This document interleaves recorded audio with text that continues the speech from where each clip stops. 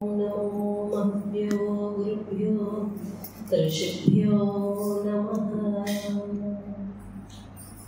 स्थापकाय च धर्मस्य सर्वधर्मस्वरूपिणे अवतारवरिष्ठाय रामकृष्णाय ते नमः। श्रीरामकृष्णाय ते नमः।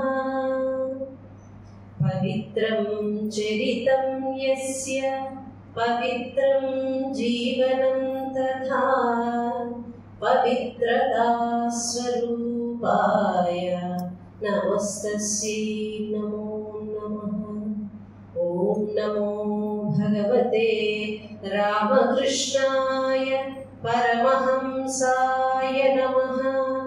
ॐ नमो भगवते रामकृष्णाय परमहंसाय नमः।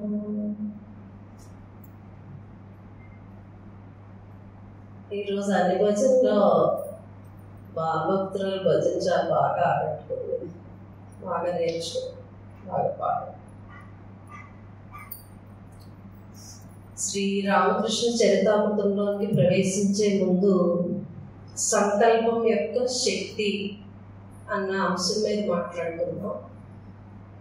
గత వారం ఈ సమయానికి ఈ ప్రాంగణం అంతా కూడా ఒక పండుగ వాతావరణం నెలకొంది. అంటే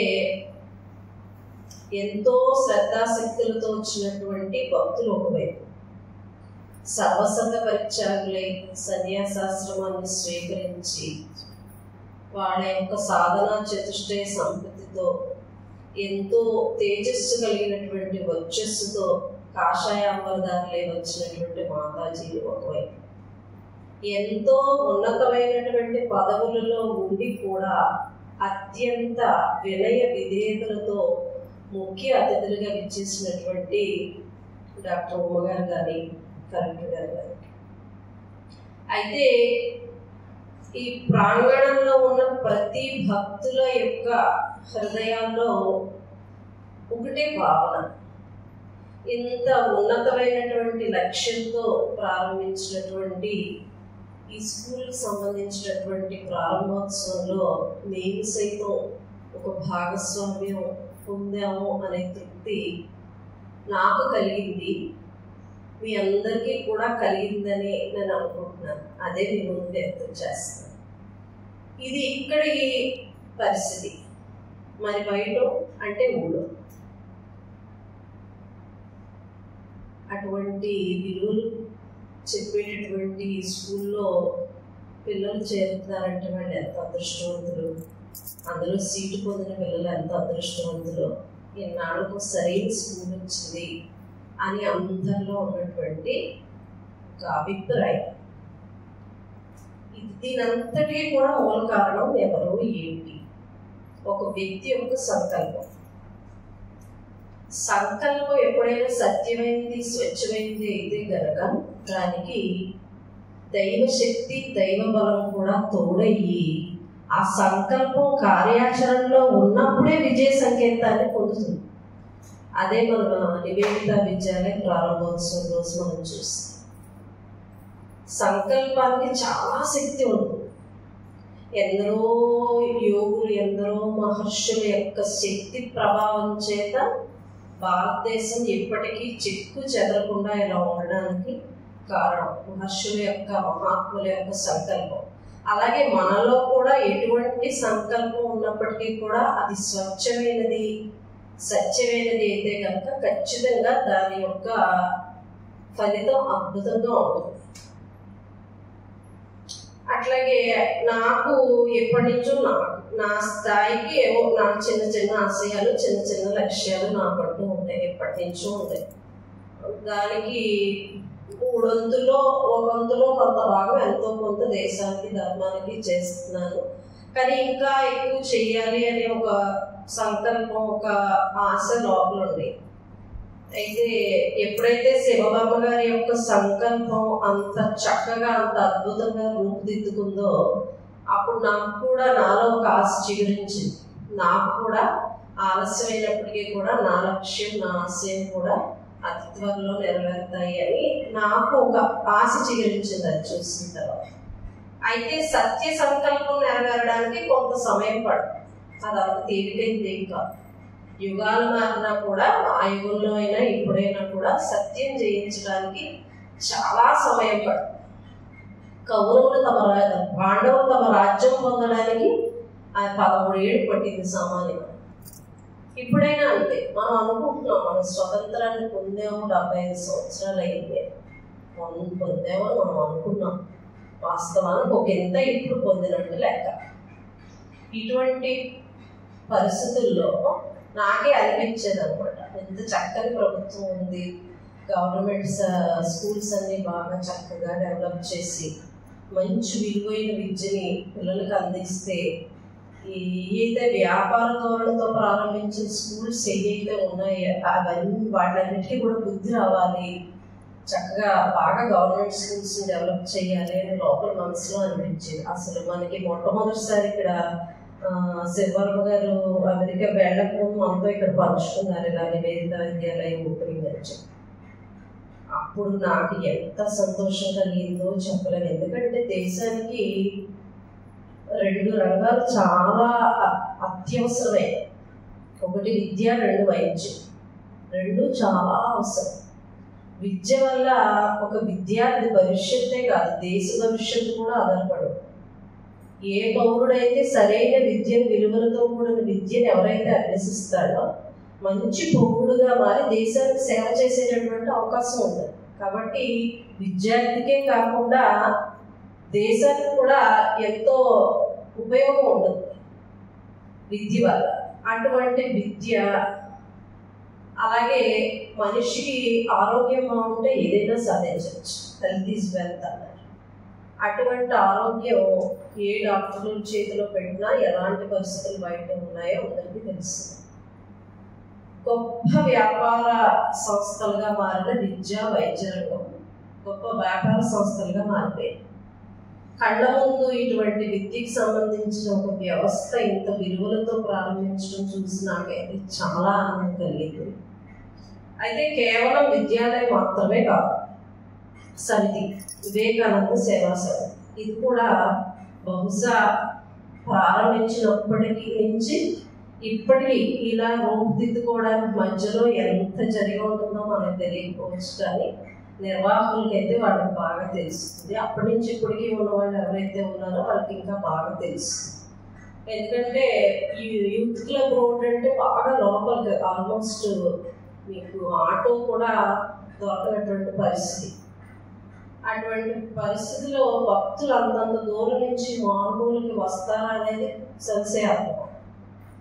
అటువంటి పరిస్థితుల్లో ఆయన ఒక వాహన సౌకర్యం ఏర్పాటు చేశారు. భక్తులు ఎక్కడా కూడా ఇబ్బంది పడకుండా రావడానికి అనుకూలమైనటువంటి వాహన సౌకర్యాన్ని ఏర్పాటు చేశారు.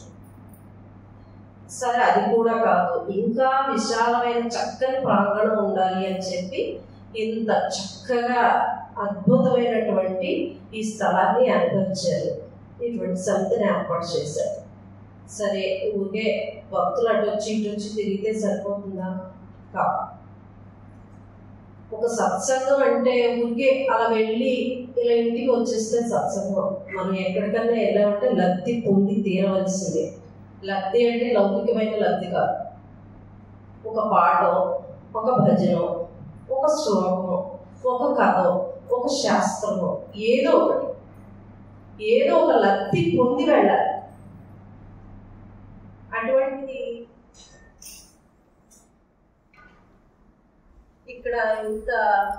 ఇక్కడికి వచ్చిన డివోటీస్ అందరికీ కూడా చక్కగా ఈరోజు ఎంతో మంది భజన, ఆ చంటి పిల్ల ఇప్పుడు తను కూడా ఎంతో చక్కగా భజన చేసింది.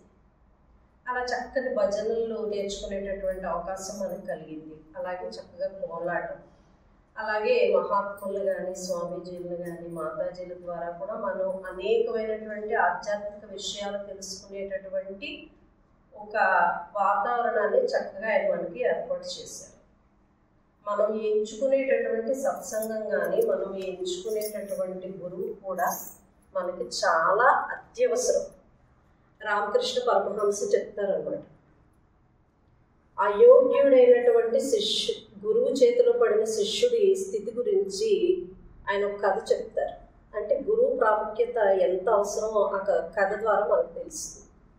రామకృష్ణ పరమహంస ఒకసారి శిష్యులతో కలిసి ఆ బిల్వవనంలోకి వెళ్తూ ఉంటారు. అక్కడి నుంచి ఒక కప్ప అరుపులు వినిపిస్తూ ఉంటాయి. ఏంటి కప్ప అరుపులు వినిపిస్తున్నాయని అటు ఇటు చూస్తారు, ఏం కనిపించదు. సరే అని చెప్పి ఆయన మామూలుగా లోపలికి వెళ్ళిపోతారు. వస్తారు, మళ్ళీ తిరిగి వచ్చేటప్పుడు మళ్ళీ కప్ప యొక్క ఆహ్లాదాలు అరుపులు వినిపిస్తూ ఉంటాయి. సరే శిష్యులు పిలుస్తారు, పిలిచి దీపం తీసుకురండి చూద్దాం ఏం జరుగుతుంది అని చెప్పి ఆ దీపం తెప్పించి ఆ చుట్టుపక్కల ప్రాంతం అంతా కూడా వెతికే ప్రయత్నం చేస్తారు. అప్పుడు ఒక మారుమూల ఒక పావు నోట్లో ఇరుక్కుపోయిన కప్ప కనిపిస్తుంది.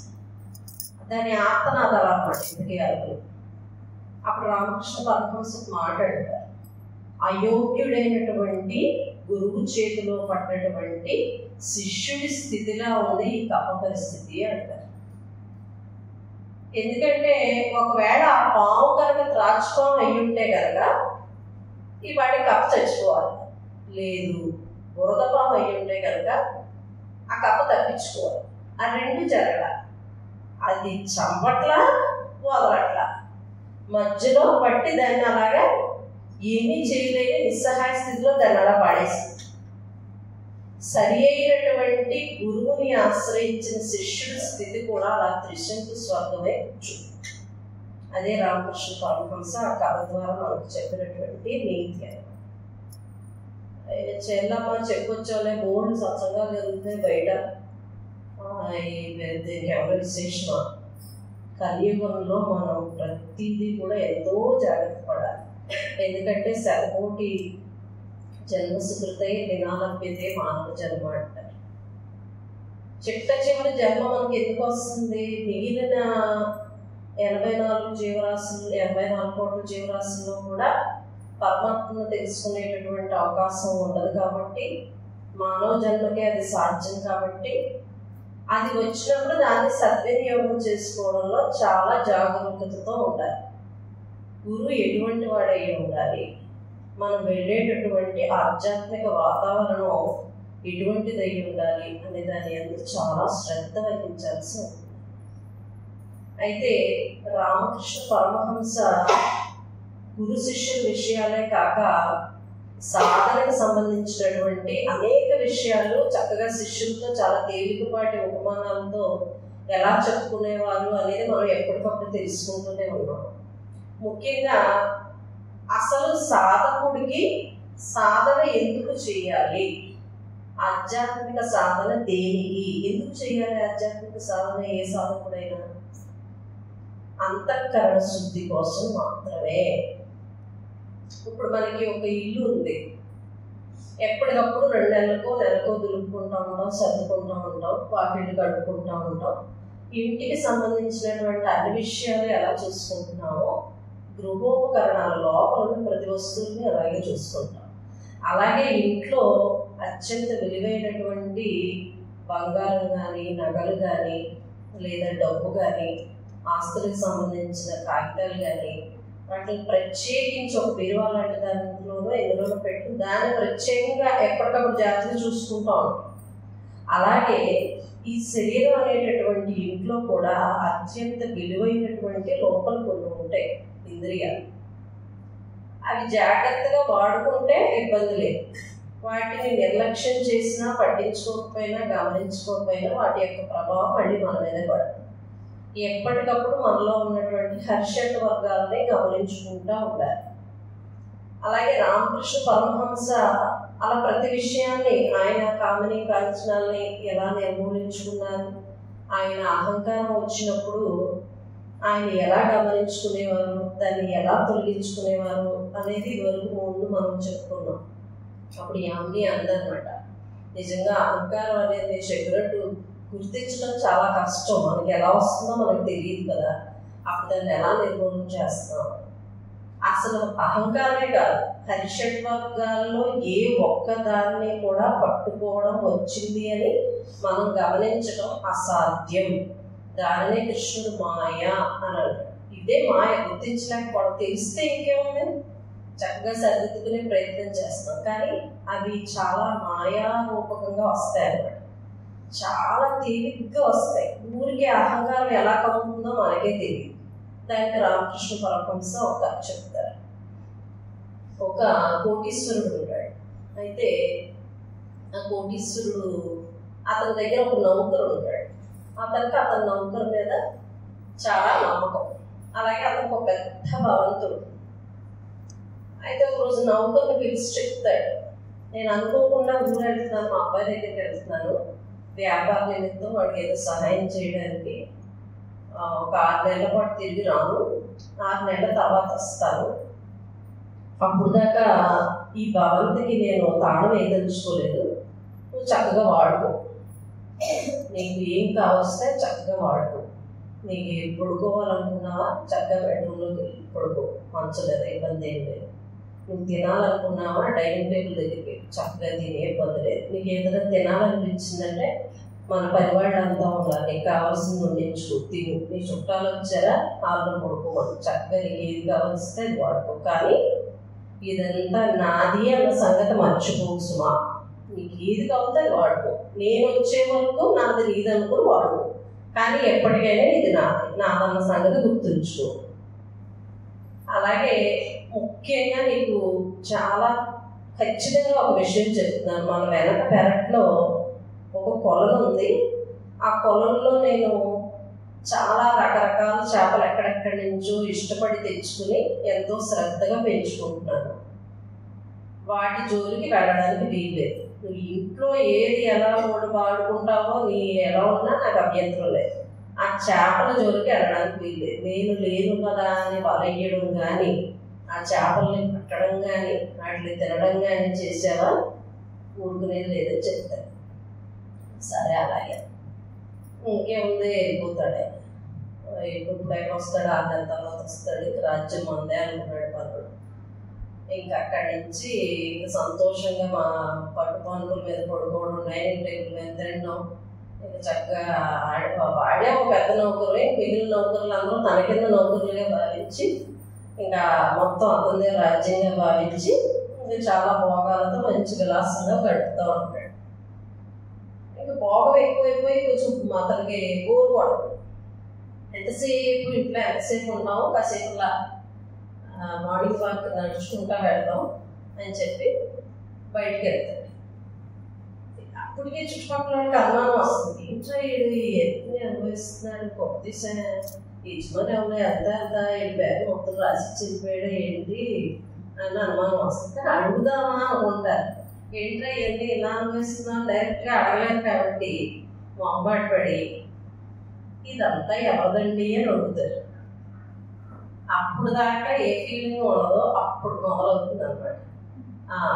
నాదే నాదే అంటే ఎప్పుడో యజమాని సంగతి మర్చిపోయాడు. పైగా యజమాని ఏం చెప్పాడు, ఎవరైనా అడిగితే మా యజమాని నన్ను అనుభవించడానికి ఇచ్చి వెళ్ళాడు, మళ్ళీ వచ్చే వరకు ఇదంతా నన్ను అనుభవించమన్నాడు అని చెప్పమన్నాడు.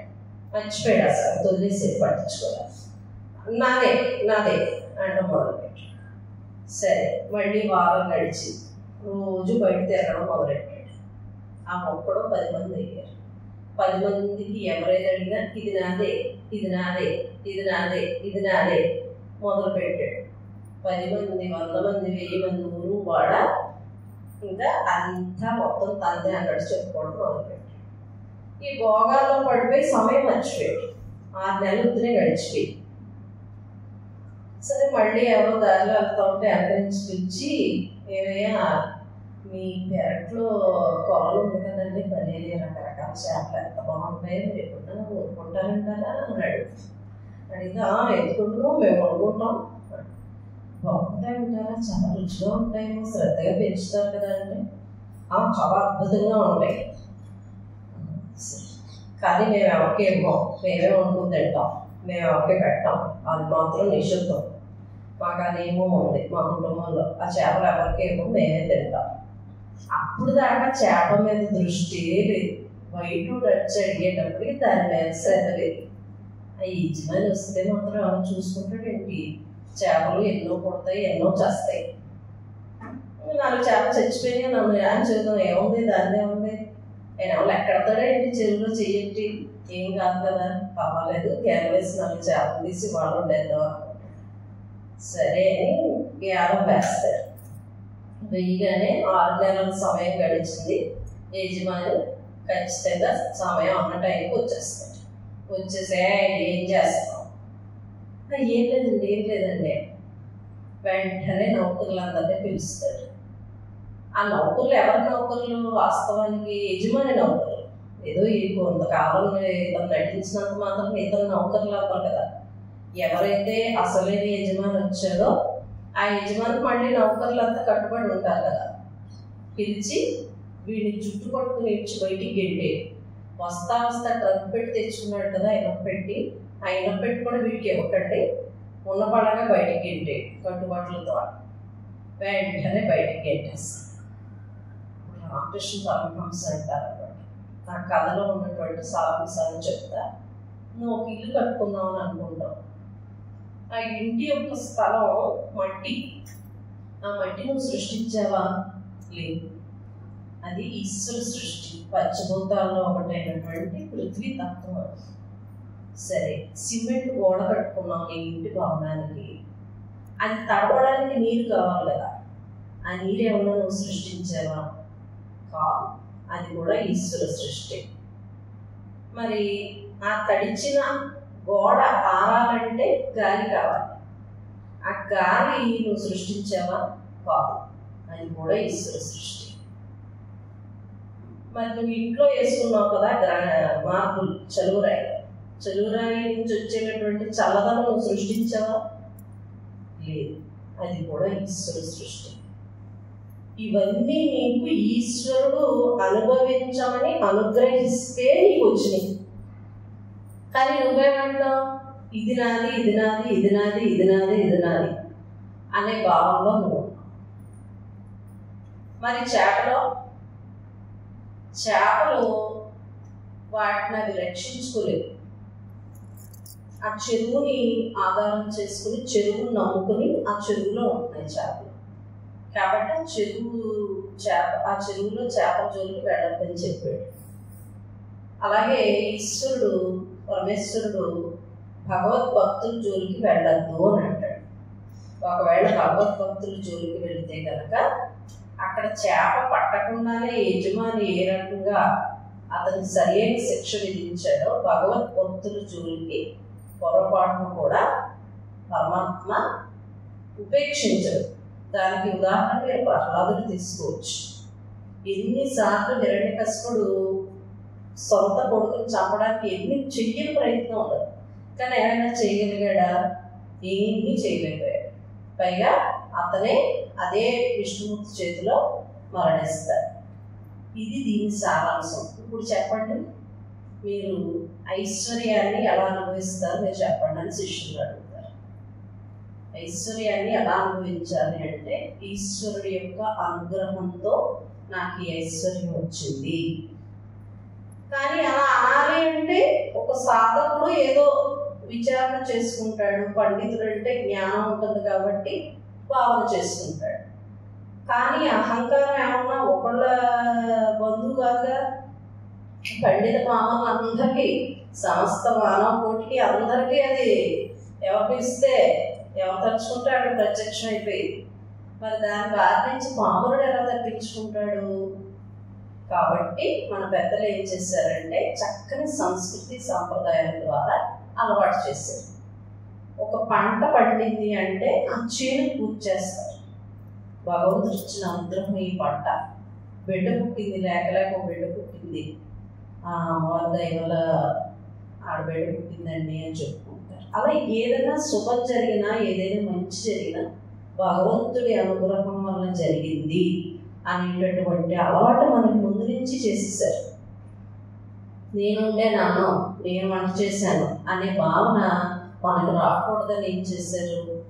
అగ్నిహోత్రం పూర్వం ఇప్పుడు అంటే చేయట్లేదు, కానీ పొయ్యిలో ఉన్నప్పుడు చుట్టూ తిప్పి పొయ్యిలో వేసి నానబెట్టుకునేవారు. అంటే ఇది నాది కాదు, ఇది అగ్నిహోత్రుడు, అగ్నిదేవుడు ఇచ్చినటువంటి భిక్ష చేత నేను ఈరోజు వంట చేసుకోగలిగాను. అలాగే సూర్య నమస్కారం. ఎందుకంటే నన్ను మన సమ్మర్ క్యాంప్కి వెళ్ళినప్పుడు చెన్నై విషయంలో పిల్లలు అడిగారు అనమాట, మీరు అందరూ మీది ఎవరు అడిగారంట పిల్లలు, మీరు ఎందుకు ఎప్పుడు ఏంటి రాళ్ళని రపాలని చెట్లని కొట్టల్ని లేకపోతే ఆ సూర్యుడిని ఇలా పూజిస్తారేంటి, మీరు మహించుకోకడే దేవుడు అని చెప్పారు. అది మనం పంచభూతాలని ప్రకృతిని కూడా ఎందుకు పూజిస్తామంటే అందులో చాలా కారణాలు ఉంటాయి. ఒకటి, నిజంగా భగవంతుడు సర్వాంతర్యామి, ప్రతిదానిలో భగవంతుడు ఉన్నాడు కాబట్టి సూర్యుడు కూడా ఒక భగవంతుడిగా మనం ప్రార్థిస్తున్నాం అనేది ఒక కోణం. రెండవ కోణం కృతజ్ఞత. అసలు సూర్యుడు ఉంటే కదా మనం ఇన్ని పనులు చేసుకోగలుగుతున్నాం, సూర్యుడు లేకపోతే అంటే కృతజ్ఞతా భావన అనమాట. మనం ఏది కూడా ప్రతీది కృతజ్ఞతా భావంతో చేసుకుంటా రావాలన్నమాట. ఇటువంటి అలవాట్లు మనకి ఎందుకు చేశారంటే, నీళ్ళని మన ఇష్టం వచ్చినట్టు వాడేయకుండా గంగాదేవి, నీళ్ళు గంగా జలం అంటే స్నానం చేసేటప్పుడు శ్లోకం, ఆ నీరు ఆ గంగమ్మ లేకపోతే మనం ఇలా ఉంటామా, అలా ప్రతి దాని యందు ఒక శ్రద్ధ, ఒక కృతజ్ఞత, ఇవన్నీ మనకు కలగడం కోసం పాములకి ఇంత విద్య ఉండదు కాబట్టి, ఇంత శాస్త్రాధ్యయనం వాళ్ళకి చెయ్యరు కాబట్టి అలా కృతజ్ఞతాపూర్వకంగా పూజించండి అనేటటువంటి సంస్కారాన్ని మన పూర్వీకులు అలా ఆచరణాత్మకంగా సంస్కృతి సాంప్రదాయాల్ని అలా ఏర్పాటు చేశారన్నమాట. అలాగే రామకృష్ణ పరమహంస చెప్తారనమాట, ఒక వ్యక్తి వెళ్తా ఉంటే జేబుకి చిల్లు పడి, ఆ చిల్లులోంచి ₹1 కాసు కింద పడింది. అది ఒక కప్ప కలుగు దగ్గర పడింది. ఆ రూపాయి అది ఆ రూపాయి తీసుకుంది. ఇంకా దానికి ఎక్కడైనా అహంకారం వచ్చేసింది. ఆ రూపాయి పుచ్చుకుని రోడ్డు కట్టగా నుంచుని అక్కడ రాజుగారేమో పట్టపేరు వేసుకుని వస్తూ ఉంటారు. దాని కన్ను ఇలా లేస్తున్నా, కన్ను లేచి చూస్తుంది, అడ్డంగా నుంచోతుంది. నా దగ్గర రూపాయలు తెలుసా అన్నట్టు నుంచుంటుంది, రోడ్డు కట్టగా కాలు ఎత్తి నుంచోతుంది. ఏమికేమో లెక్క అసలు కప్ప ఎక్కువ తొక్కుతుంది. అప్పుడు రామకృష్ణ పరమహంస అంటారు అన్నమాట, ₹1 కాసు దక్కినటువంటి కప్ప ఏనుగు మీద కాలెత్తింది అన్నట్టుగా మనలో కించిత్ ఏ విషయంలో ప్రవేశించిన అహంకారం ఎంత స్థాయిగా వెళ్ళిపోతుంది. అది ఎంత స్థాయికి వెళ్తుంది అనేది మనం గమనించుకునే స్థాయిలో అక్కడ ఉండదు. అందుకే దాన్ని మాయా అని. ఒక్క అహంకారం అంటే ఎన్నో దమ్మం, పైకోటి లోపల, పైకి గంభీర్యం లోపలే ఉండదు. ఒక కథ చెప్తారు రామకృష్ణ పరమహంస అన్నమాట. ఒక నక్క ఒక నది ఒడ్డును వెళ్తా ఉంటే అక్కడ చాకలి వాళ్ళు బాణలు పెడతారు కదా, నీరు ముందు కలిపిన బాణ ఒకటి పడుతుంది, అందులో పడిపోతుంది కప్ప. మొత్తం మీద ఎలాగో బయటపడుతుంది. కొంచెం మంచినీళ్ళు తాగుదాం నది ఒడ్డు దగ్గరికి వెళ్ళి పొంగుని చూడగానే దాన్ని నీళ్ళు చూసి అదే ఆశ్చర్యపోతుంది, ఇదేంటి ఇలా ఉందని నేను అనుకుంటున్నాను. నా మంచి ముదురు నీళ్ళు రంగులో అసలు దాని రూపాన్ని అసలు అదే ఊహించుకోలేకపోతుంది. ఒక రకంగా దానికి ఆశ్చర్యం వేస్తుంది, కానీ దానికి ఒక రకంగాని కొత్త ఆలోచన వస్తుంది. నాకే నా రూపం ఎంత ఆశ్చర్యంగా ఉంది కదా, అసలు అడవిలో వాళ్ళందరూ నా రూపం చూస్తే ఏం ఫీల్ అవుతారో ఒకసారి చూసి తెలుసుకోవాలనుకో. సరే అడవిలోకి వెళ్ళిన తర్వాత మిగిలిన జంతువులన్నీ వస్తాయి. ఎవరు చాలా విచిత్రంగా ఉన్నావు, మా అడవిలో ఎప్పుడు ఇటువంటి ఇంత జంతువులు మేము ఎప్పుడు చూడలేదు, నువ్వు ఎక్కడ ఉంటావు, ఎక్కడి నుంచి వచ్చావు, చాలా విచిత్రంగా ఉన్నావే అంటే, అది ఏం మాట్లాడితే దాన్ని ఎక్కడ గుర్తుపట్టేస్తారా దమ్మం మాట్లాడ కామ్గా. ఈ లోపు మన అడవికి రాజుగారు వస్తారు. వచ్చిన తర్వాత ఎవరి జంతువు చాలా విచిత్రంగా ఉంది అని మిగిలిన అట్లా అడుగుతారు. ఏమోనండి, కాసేపటి క్రితమే మన అడవిలో ప్రవేశించింది, చూడడానికి చాలా ఆశ్చర్యంగా ఉంది, మొత్తం మీద చాలా గొప్ప జంతువు ఉంటుంది అని మిగతా జంతువులన్నీ అంటారు. దాంతో సింహం వెళ్ళి నక్కను అడుగుతుంది, ఇది చాలా చిత్రంగా ఉన్నారండి చూడడానికి. ఊరికే తిరిగి అడుగుతుందని ఎప్పుడు చూడలేదు కదా, మీరు పరాక్రమంలో కూడా మీరు నాకంటే గొప్పవాళ్ళ అడిగితే ఎక్కువ మాట్లాడుకోవడం. నేను మాట్లాడితే దొరికేస్తుంది కదా, అమ్మో ఎంత గాంభీర్యంగా మాట్లాడుతుందో, నాకంటే గొప్పదే ఖచ్చితంగా జంతు సందేహం లేదా. సరే దాన్ని సింహం నాకంటే గొప్ప పరాక్రమవంతులు కాబట్టి సింహాసనాన్ని అధిష్ఠించాల్సిన అర్హత మీకేమో నాకేది, రెండే తీసుకెళ్ళి సింహాసనం మీద కూర్చోడు. ఇంకా అక్కడి నుంచి దాని భోగాలకు లోటే ఉండదు. అందరూ మొత్తం అన్ని క్రూర మృగాలు వేటాడి సంపాదించిన మాంసం అంతా చక్కగా దాని సీటు దగ్గరికి వెళ్ళి దాని నోటి దగ్గరికి వెళ్ళి పెడతారు. అవన్నీ తిని అసలు నా అంత అదృష్టవంతురాలు లేదు, ఎంత గొప్ప అవకాశం వచ్చింది నాకు, ఏమైనా నేను జాగ్రత్తగా ఉండాలని ఎక్కడ మాట్లాడు, ఎవరైనా మాటలు తప్ప ఇంకేం మాట్లాడు. కానీ ఎంతసేపు ఉంటుందా సింహాసనం మీద, బోర్ కదా. కాసేపు అలా బయటికి వెళ్ళొద్దాం అడవిలో అని చెప్పి బయటకు వస్తాం. మామూలుగా వెళ్తే దీన్ని ఎక్కడ గమనించేస్తారని ఆ కనుబొమ్మ అలా ఎత్తి భుజాలు అలా ఎత్తి చాలా గాంభీర్యంగా నడవడం మొదలుపెడతాం. అలా చాలా దూరం వెళ్తుంది. దాని టీవీ, దాని ప్రవర్తన, దాని రూపం ఇవన్నీ చూసి ఆ జంతువులు బాబాయ్ ఇంత మాంసం ఇవి నోటి దగ్గర తీసుకొచ్చి పెట్టిన అడవిలోకి వచ్చిందంటే ఎవరికో ఓడిపోయింది వాళ్ళన్న ఎన్ని భయపడిపోతా అంటే లోపల ఆనందపడిపోతారు. ఇలా అర్థంగా నన్ను చూసి ఇంత భయపడిపోతున్నారని దానికి విపరీతమైన ఆనందం అన్నమాట. సరే దాని కర్మకాలి బోరును ఆనపడిపోతుంది. మొత్తం బోరును ఆనపడి దాని బండారం మొత్తం బయటపడిపోతుంది. ఇంకా తర్వాత ఎన్ని కలిసి దాన్ని ఏం చేసినాయి అనేది మనం చెప్పక్కర్లేదు. అలా రామకృష్ణ పరమహంస ఈ చిన్న చిన్ని కథ ద్వారా ఎందుకు చెప్తారంటే సరళంగా ఉంటాయి, మనకు తొందరగా ఆకట్టుకుంటాయి, తొందరగా అర్థమవుతాయి అన్నమాట. అందుకని అలాంటి తేలికపాటి ఉపమానాలతో ఆయన రకరకాల చెప్పేవారు అనమాట. అహంకారం కానీ, దర్పం కానీ, దంభం కానీ, కామం కానీ, మోహం కానీ ఇవి అన్నీ కూడా చాలా కష్టం. అవన్నీ మనం ఏమీ గుర్తించలేము. నిరంతరం భగవంతుడు శరణాగతిలో ఉంటే తప్ప చాలా కష్టం, లేకపోతే ఎంతో కష్టం. రామకృష్ణ పరమహంస శిష్యులు అడిగేవారంట, మీరు ఏం చదువుకోలేదు కదా, మీకు ఇన్ని విషయాలు ఎలా తెలుస్తున్నాయి అని అడిగేవారు. అడిగితే ఆయన చెప్పేవారంట, నేను చదువుకోలేదు కరెక్టే, కానీ విన్న విషయాలు ఉంటాయి కదా అవి నేను బాగా గుర్తుపెట్టుకుంటాను. అయితే వైరాగ్యం, సరైన వైరాగ్యం, వివేకం లేనప్పుడు ఈ శాస్త్ర పరిజ్ఞానం అయినా దీనికి అని చెప్పేవారట. అలాగే వైరాగ్యం అంటే కేవలం రామకృష్ణ పరమహంస ఆహ్లాదమైనటువంటి కథలు కూడా చెప్పేవారు. అప్పుడు ఆయన వైరాగ్యం గురించి ఒక కథ చెప్తారన్నమాట. ఒక ప్రవచనకారుడు ఒక ఉపన్యాసం చెప్పడానికి రోజు ఒక ఆయన పొరుగురు వెళ్ళి రోజు ఉపన్యాసం చెప్పి వచ్చేవారు, భాగవతం చెప్పి వచ్చేవారు అనమాట. అయితే ఆయన ఒక భార్య బామర్ది ఇద్దరు ఉంటారు. బామర్దికి ఉపనయనం అయ్యి ఒక 5-6 ఏళ్ళు అవుతుంది. అక్క దగ్గరికి అక్క బావని చూద్దాం అని చెప్పి వస్తారు. వస్తే బావగారండి ఎక్కడికి వెళ్తున్నారండి అంటే, నాయన ఇలా భాగవతం ఉపన్యాసం చెప్పడానికి వెళ్తున్నానంటే, బావగారు నేను కూడా మీకు కూడా వస్తానండి అంటే అలాగే తీసుకెళ్తారు. తీసుకెళ్ళిన తర్వాత ఉపన్యాసం వింటాడు, చాలా బాగా నచ్చేస్తుంది. ఇంటికి వస్తారు. ఇంటికి వచ్చాక అక్క భోజనం వండిస్తుంది.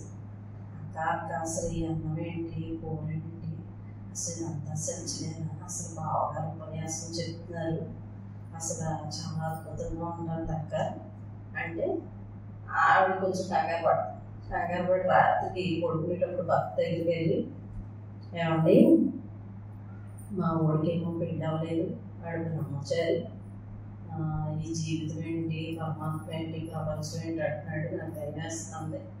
మా అమ్మ మా నాన్నకి వాడి మీద ఎన్నో ఆశలు ఉన్నాయి, ఇంకా పెళ్ళి అవ్వలేదు, రేపు మీరేమో భాగవతులుగా వాటికి చెప్పేస్తున్నారు, వైరాగ్యం చెప్పేస్తున్నారు, రేపు ఎవరు నాకు పెళ్ళి వద్దు, పెటాకులు వద్దని ఏదైనా అయితే ఏంటండి పరిస్థితి అంటే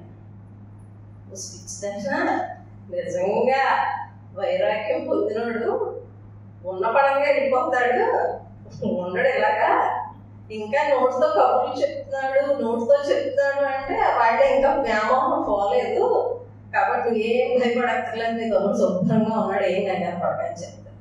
సరే మళ్ళీ రోజు భాగవత ప్రవచనానికి వెళ్ళడం, మళ్ళీ బావగారికి వెళ్ళడం, మళ్ళీ అక్క దగ్గర ఏదో వైరాగ్యం మాట్లాడడం, మళ్ళీ అక్క ఏదో బాధపడడం, ఆవిడ ఏది మళ్ళీ భర్తకు చెప్పుకోవడం, మళ్ళీ భర్త ఏదో సముదాయించడం, ఇలా రోజు ఇదే జరుగుతారు. అయితే ఒక రోజు గురువు గారు వచ్చి ఫోన్ చేసి పూర్వం తిన్న తర్వాత తుండు మీద వేసుకుని కూర్చునే ఒక కుర్చీలో అలా కూర్చున్నారు. కూర్చుని మళ్ళీ ఇవిడ వచ్చి ఆవిడ మీరు రోజు రోజుకి భాగవతం చెప్పేస్తున్నారు, రోజు రోజుకి వైరాగ్యం గురించి చెప్పేస్తున్నారు, మా తమ్ముడు ఏమైపోతాడు నాకు భయం వేసేస్తుంది అన్నాడు, ఏ వైరాగ్యం పెట్టి వెళ్ళిపోతాడో మాకు కంగారుగా ఉందండి అంటే అప్పుడు ఆయన అంటారు, మీకు ఇంతకు ముందు చాలాసార్లు చెప్పారు, నిజంగా వైరాగ్యం వచ్చినోడు ఉన్న పడగా ఇలా లేచి ఇలా ఈ తోడు తీసుకుని ఇలా భుజం మీద వేసుకుని అలా వెళ్ళిపోతాడని వెళ్ళిపోతారు. ఈవిడ అనుకుంటుంది ఏదో ఉపమానం ఉదాహరణ చెబుతున్నారు అనుకో, ఆయన నిజంగానే వెళ్ళిపోయారు అనమాట. అలా హాస్యంగా ఆహ్లాదంగా ఉండే కథలు కూడా రామకృష్ణ పరమహంస చెప్పారు. ఆయన పడగా వెళ్ళిపోవాలని ఏమీ రూల్ లేదు. మరి అన్నమయ్య ఆ వైరాగ్యంతో అదే సంసారంలో ఉండి ధరించారు. అలాగే మన త్యాగరాజులు కూడా అలాగే వైరాగ్యం పొంది అదే సంసారంలో ఉండి కూడా ధరించారు. కాకపోతే ఏంటంటే ఊరికే అస్తమానం ఒకే రీతిగా కాకుండా అలా శిష్యుడికి ఆహ్లాదం కలిగిస్తా సందర్భం వచ్చినప్పుడు చక్కని వైరాగ్యం వివేకం కలిగించేటటువంటి కథలు ఉపమానాలతో చక్కగా శిష్యులు తీర్చిదిద్దేవారు.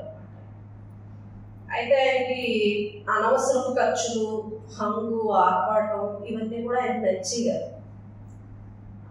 ఎందుకు ఈ పెళ్ళిళ్ళ పేర్లు చెప్పి పిల్లల పెళ్ళిళ్ళ పేర్లు చెప్పి ఇలా 1000 ఖర్చు చేస్తున్నారు అన్నట్టు అప్పుడు 1000 కోట్లు అలాగా ఆయన బాధపడేవారు అన్నమాట. అయితే ఇక్కడ మనం గ్రహించాల్సింది ఏంటంటే ఆయన ఏమనేవారంటే మన పొరుగు వ్యక్తి వస్తువులు ఉన్నప్పుడు పట్టడానో అతనికి పెట్టలేనప్పుడు మనం ఎన్ని ఆర్పాటాలు ప్రదర్శించి ఏం ఉపయోగం, ఆయనంతా కూడా ప్రాక్టికల్. మనం ఇంతకు ముందే చెప్పుకున్నాం. అలా చెప్పేవారు. అంత ఉన్నత ఆధ్యాత్మికతతో పాటు ఉన్నత వ్యక్తిత్వం, మానవత్వం, ఇన్ని ఉత్తమ లక్షణాలు ఉన్నా కూడా వారిని విమర్శించే వాళ్ళు లేకపోలేదు. అప్పుడు ఇప్పుడు ఎప్పుడు రెండు వర్గాలు ఉంటాయి. అయితే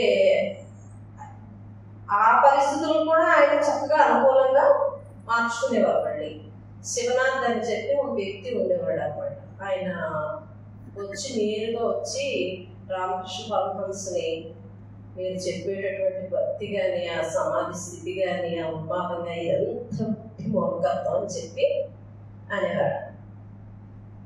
ఆయనకి కొంచెం బాధ కలిగి ఆయన అంటారు, నీకున్న కీర్తికాంక్ష ముందు, నీకున్నటువంటి ధనాపేక్ష ముందు, నేను ఏ చైతన్యం అయితే ఈ మొత్తం సమస్త ప్రపంచాన్ని నడిపిస్తానో ఆ చైతన్యాన్ని తెలుసుకోవడం కోసం నేను ధ్యానం చేస్తా ఉంటే నీకు మూర్ఖత్వం కానీ లేకపోతే నాకేదో మధుప్రమించినట్టుగా నీకు అలా కనిపిస్తుందా అని చెప్పి దగ్గర కూర్చోబెట్టుకుని అన్ని విషయాలు చక్కగా పూర్వకంగా వివరిస్తే ఎవరైతే విమర్శించారో తిరిగి వాళ్ళే క్షమాపణ కోరి చక్కగా పరివర్తన చెంది మళ్ళీ ఆయనకి శిష్యులైనటువంటి పరిస్థితులు చాలా చాలా ఉన్నాయన్నమాట.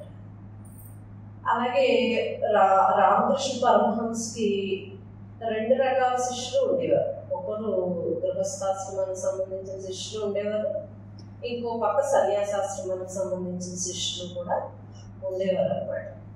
ముఖ్యంగా స్వామి వివేకానంద సామాన్యులు కాదు మనకు తెలుసు. ఆయన రావడమే అనేక సంశయాలతో వచ్చేసారు. రావడమే గురువు దగ్గర ఓల్డ్ సందేహాలతో వచ్చారు. మనందరికీ తెలిసిన సందేహం ఎలాగ తెలుసు కదా, మీరు భగవంతుని చూసారా అసలు ప్రశ్నతోనే మొదలు.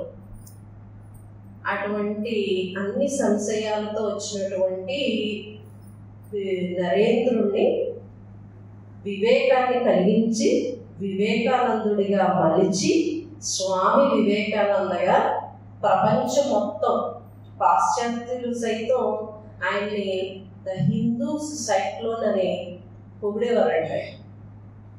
పైథాన్ ఆఫ్ వేదాంతీస్, హిందూ వేదాంతీస్ అని పొగిడేవారంట. అంత గౌరవించేవారు అనమాట. ఇంటికి వెళ్ళి రచ్చగలవడం అనేది ఉంటుంది. కానీ స్వామి వివేకానంద రివర్స్ ఇచ్చారు. పాశ్చాత్య దేశం వెళ్ళి ఎక్కడో గెలిచి వచ్చి చూపించారు అన్నమాట. అంటే ఎటువంటి ఒక సింహాన్ని, హిందూ సింహాన్ని తయారు చేశారు.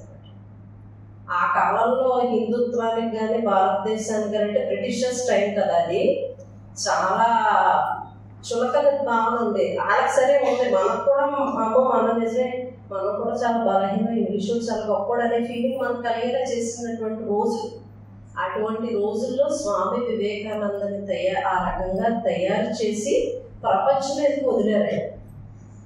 అలా వదిలినటువంటి వివేకానందులు ఏం చేశారు, భారతదేశం యొక్క ఖ్యాతిని ఎక్కడికి తీసుకెళ్లారు, పతాక స్థాయికి తీసుకెళ్ళిపోయారు. ఒకసారి ఆయన ఉపన్యాసం విన్న తర్వాత ఇంకెవరిని వినడానికి ఎక్కడ ఇష్టపడేవారు కాదు.